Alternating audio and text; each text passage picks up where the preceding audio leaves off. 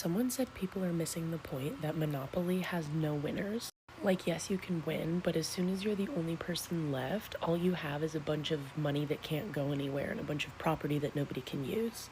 And I think some people are forgetting that once you own everything, there's nothing left to do with it.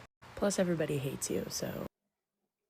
Government drama sharing all my secrets, and in this case, how we ended up creating our own version of Monopoly.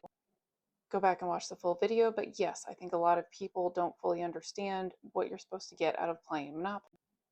Look, dial up internet barely existed at that point in time, so we were doing the best we could with what we had.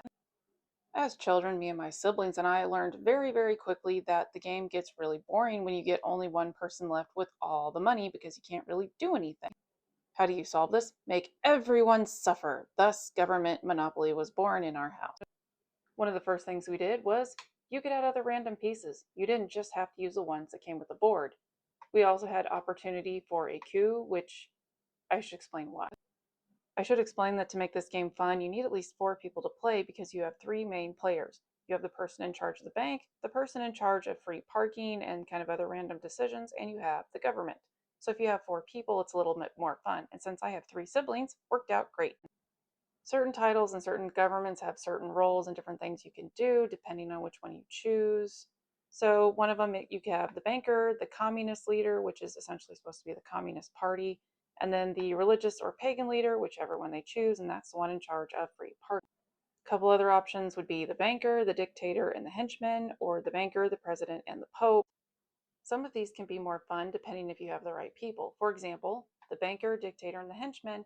If the dictator is the one in charge, they can just say things at random like move cows around and move money around, or say, you know what, I want this property.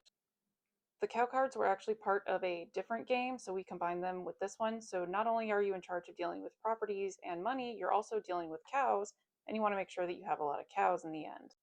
One of the things that makes our particular version of Monopoly really shine is that various misfortune can affect some or all the players, such as a plague, or some of your cows get abducted by aliens, or there's an earthquake that only tears down hotels, but all the houses are still there. By playing this way, it makes it very difficult to actually get a monopoly because one of the cards that you can pick is that everyone has to rearrange all the properties and deal them out again. So maybe you did get a monopoly, but now it's gone. We made an entire deck of chance cards with various different things. One of the cards that we added in was Great Depression. So everybody that had 100s, 500s, and I think 50s as well, they all went back into the bank. It made the experience fun for us because nobody really wins. Feel free to be creative and make your own version of Monopoly or even use some of the ideas here. Nama